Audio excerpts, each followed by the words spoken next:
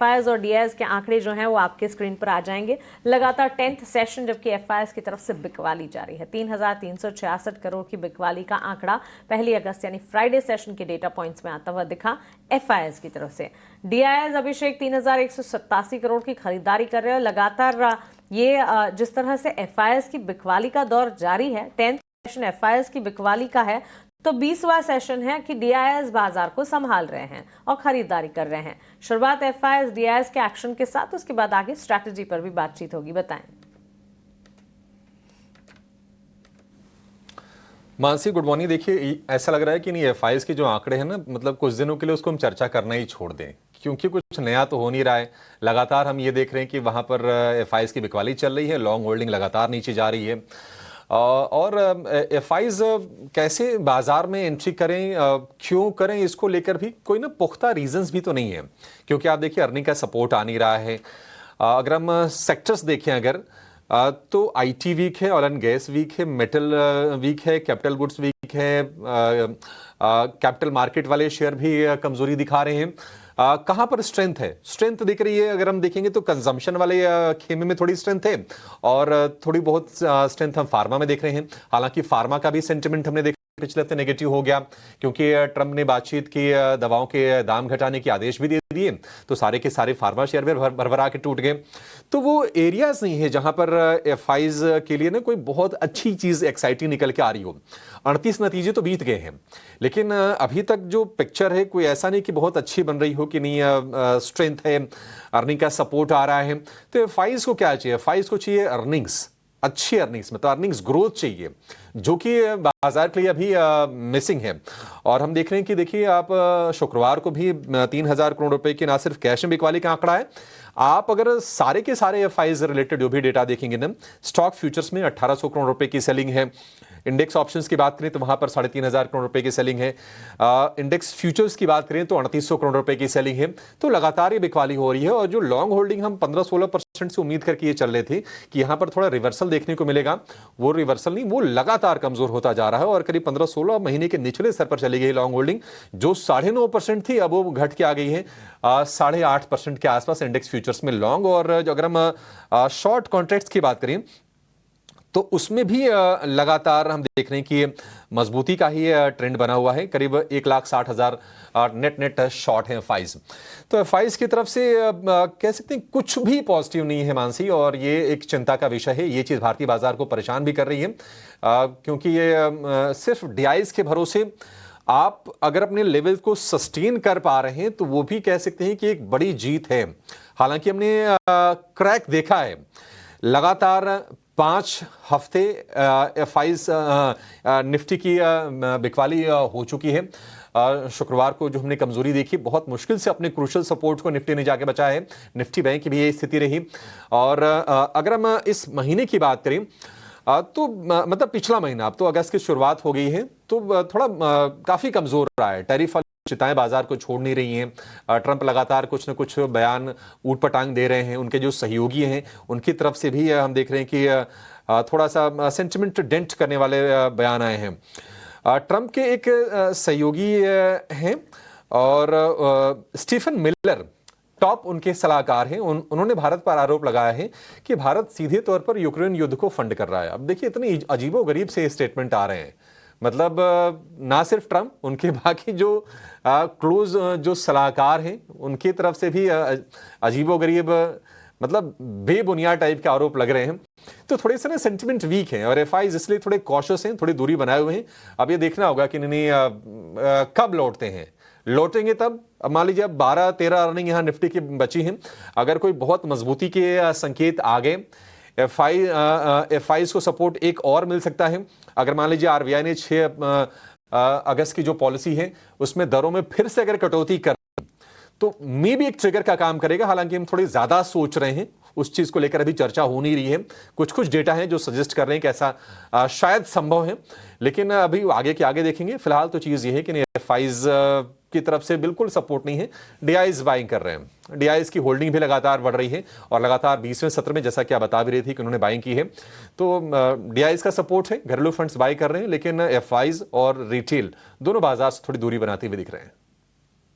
बिल्कुल, एफआईज अभी भी जो है बाजार से दूरी बना के रख रहे हैं। सेलिंग इंटेंसिफाई भी हो गया है और जो इम्पोर्टेंट आंकड़ा के बाद की जो शॉर्ट पोजीशन है वो अलार्मिंग ज़रूर है। लेकिन अब जो है अभिषेक, निफ्टी के क्या इंपॉर्टेंट लेवल्स रहने वाले हैं? देखिए ओवरऑल जो है थोड़ी सी शॉर्ट बिल्डअप की जो है सिग्नल्स देखने मिले। कल के ट्रेडिंग सेशन में भी देखे, जो फ्राइडे की ट्रेडिंग सेशन था, माफ़ करिएगा, डेज लो के आसपास बंद हुआ था, ऑलमोस्ट 24,565 लेवल्स पे। तो अभिषेक, आज की क्या रणनीति रहनी चाहिए निफ्टी को लेके? शरद, गुड मॉर्निंग। देखिए, निफ्टी में 2 साल के बाद लगातार हमने 5 हफ्ते की स्ट्रेट गिरावट देखी है। पिछली बार 23 जुलाई से 20 अगस्त 2023 के बीच 5 हफ्ते तक गिरा था निफ्टी। और अगर आप निफ्टी के अगर ईएमएस देखेंगे, जो क्रूशियल ईएमएस हैं, तो हम 10, 20, 50, 100 ईएमए के नीचे जाकर निफ्टी कारोबार कर रहा है। अब अपने क्रूशियल सपोर्ट के आसपास तो है निफ्टी, लेकिन देखते हैं शरद कि रिवर्सल आता है नहीं आता है। बड़े क्रूशियल जंक्चर पर आकर निफ्टी खड़ा हुआ है। हालांकि गिफ्ट निफ्टी आज आपको दे रहा है कि 60 अंकों पर खुलेगा, लेकिन ये कितना टिकेगा, इसको लेकर थोड़े से सवाल जरूर हैं। 24,688 ये लेवल आपको अपने स्क्रीन पर दिख रहे होंगे। लेकिन जो बड़ी जो चिंताएं हैं, अगेन वही टैरिफ को लेकर अनसर्टेनिटी है, ट्रंप के स्टेटमेंट्स को लेकर तनाव है, जियोपॉलिटिकल बाजार के लिए कंसर्न्स कायम है। पुतिन ने कह दिया है कि वो शांति वार्ता तो जारी रखेंगे यूक्रेन के साथ, लेकिन युद्ध नहीं रोकेंगे। तो ये सारी चीजें थोड़ी थोड़ी परेशान करेंगी। हालांकि अच्छी चीज ये हुई कि क्रूड का थोड़ा सपोर्ट आपको मिल सकता है। कच्चा तेल आ गया $70 के नीचे। डॉलर इंडेक्स थोड़ा सा वीक हुआ है, 99 के आसपास है डॉलर इंडेक्स। तो इक्का दुक्का चीजें ठीक हुई हैं, लेकिन जो बड़ी चीजें बेहतर चाहिए बाजार को ना, वो अभी तक भी मिसिंग है। अर्निंग्स, मतलब अगर हम शुक्रवार को देखें या फिर ओवर द वीकेंड देखें, तो ऐसी कोई बहुत स्ट्रांग नहीं आई हैं वेटेज के लिहाज से या फिर बड़ी कंपनीज के, जो बाजार के कह सकते हैं कि मोमेंटम को चेंज करें। अब ये ट्रंप ने क्या किया, ये 7 अगस्त तक की मोहलत तो भारत को दे दी है टैरिफ के लिए। अब 7 अगस्त से पहले क्या होगा, क्या कोई डील निकल के आएगी, क्या कोई सहमति बनेगी, क्या ट्रंप का टोन थोड़ा सा डाउन होगा, ये बहुत ही अनिश्चित सा माहौल है। तो रिकवरी अगर आती भी है ना, तो उसके टिकने की मुझे गुंजाइश थोड़ी सी ना कम दिख रही है। निफ्टी की अगर हम बात करें तो 24,450 मुझे लगता है कि ये एक अहम सपोर्ट के तौर पर काम कर सकता है। अगर यहां से घूमना है तो फिर निफ्टी के लिए आप इसको सपोर्ट मान के चलिए। 24,800 ये एक रेजिस्टेंस का लेवल है। अब 24,800 के अगर ऊपर जाए तो ही आप कह सकते हैं कि जो वीकनेस बाजार में है ना, उसके रिवर्सल की आप उम्मीद करके चल सकते हैं। अदरवाइज ये 350-400 अंकों के आसपास की रेंज रहेगी। बाजार में जो लोग गिरावट पर खरीदारी करनी चाहते हैं, आज का सत्र मतलब थोड़ा ठीक है। हालांकि गैप के साथ ही खुलने के संकेत मिल रहे हैं। और शरद, मैं आपको एक इंटरेस्टिंग डेटा बताऊं कि बाजार कितना ज्यादा हम कह सकते हैं कि इन्वेस्टर या फिर ट्रेडर कॉशियस हैं, बाजार कितना ज्यादा वोलेटाइल है या फिर अनिश्चित है। पिछले महीने यानी कि जुलाई में 16 या 17 ट्रेडिंग सेशंस ऐसे थे जब निफ्टी ने गैप अप या गैप डाउन ओपनिंग दी है।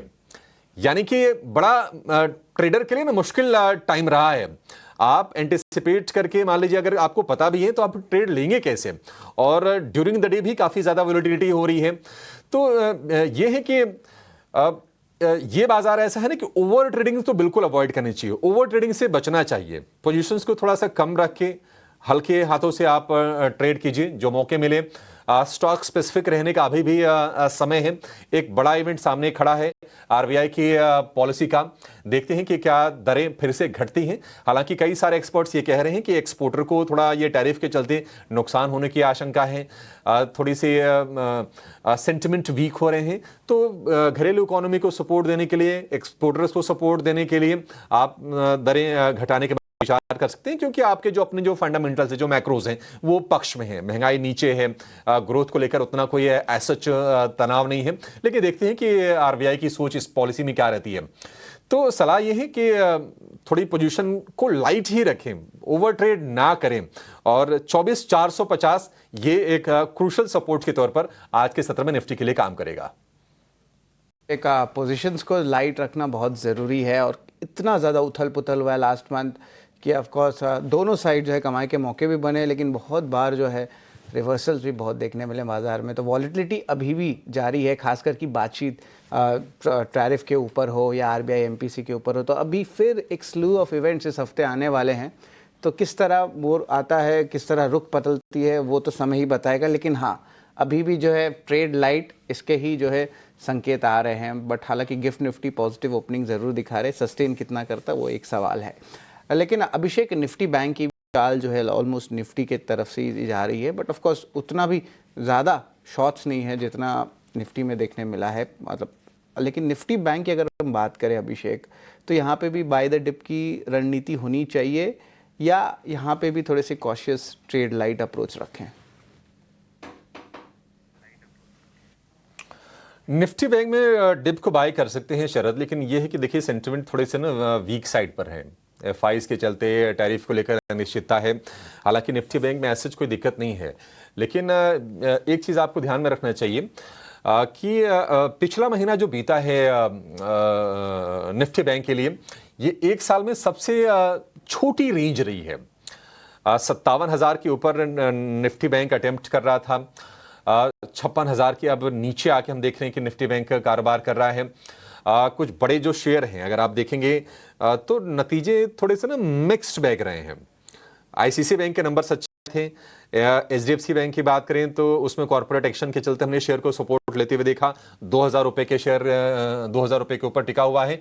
और हमारे जो एक्सपर्ट्स हैं उनकी तरफ से जो स्टेटमेंट्स भी आ रहे हैं ना, वो आईसीसी और एचडीएफसी बैंक पर भरोसा लगातार जता रहे हैं। तो निफ्टी बैंक के लिए ऐसा कोई दिक्कत नहीं है। लेकिन यह है कि शुक्रवार के सत्र में हमने देखा था कि 56,000 के ऊपर गया जरूर था, वहां पर टिक नहीं पाया था। लेकिन आज के सत्र में मुझे लग रहा है कि 55,500 ये एक सपोर्ट के तौर पर काम करेगा, और 56,000 56,200 ये एक रेजिस्टेंस के तौर पर काम करेगा। निफ्टी बैंक मुझे लगता है कि गिरावट पर बाइंग के लिए एक मौका बन सकता है, और निश्चित तौर पर निफ्टी से बेहतर मौके निफ्टी बैंक में बनेगा। वो मैं इसलिए कह रहा हूं, देखिए इस हफ्ते क्या है कि आरबीआई की पॉलिसी भी होने वाली है, और पॉलिसी से पहले हम देख सकते हैं कि जो रेट सेंसिटिव जो स्टॉक्स हैं, थोड़ा सा हो सकता है कि उसमें मोमेंटम बिल्ड हो एक्सपेक्टेशन के चलते। अब क्या होगा अब ये पता नहीं, बाजार यहां से कैसे रिकवर होगा इसके बारे में अंदाजा लगाना बड़ा मुश्किल है। हम उम्मीदों पर चल रहे हैं, एक्सपेक्टेशंस हैं कि अच्छी ट्रेड डील अमेरिका के साथ हो जाए, क्योंकि जो 25% जो टैरिफ वाली बात है एक तरह से वो तो इंटरिम है, उसका कोई मतलब नहीं है। ट्रम्प ने खुद ही कह दिया है कि नहीं हमारी बातचीत चल रही है। तो अगर उस मोर्चे पर सहमति बनती है, जो कि अगेन हमारी उम्मीदें हैं कि ऐसा हो जाए। दूसरी चीज ये है कि फाइज अब गिर के काफी ज्यादा 8.5% उनकी लॉन्ग होल्डिंग रह गई है, काफी ज्यादा शॉर्ट है, बहुत बेरिश है। क्या एफआईज शॉर्ट कवरिंग करेंगे? करनी चाहिए। अपॉर्चुनिटी भी एफआईज को देखनी चाहिए भारत के बाजारों में। मतलब वैसी कोई बहुत बड़ी ऐसी कोई पैनिक वाली या फिर कोई डरने वाली स्थिति नहीं है भारत के बाजार में। हाँ, जो अर्निंग ग्रोथ की हम उम्मीद करके चल रहे हैं थोड़ी सी सबड्यूड जरूर है, लेकिन बाकी आपके जो फंडामेंटल्स है, इकोनॉमी की जो स्ट्रेंथ है वो अच्छी है।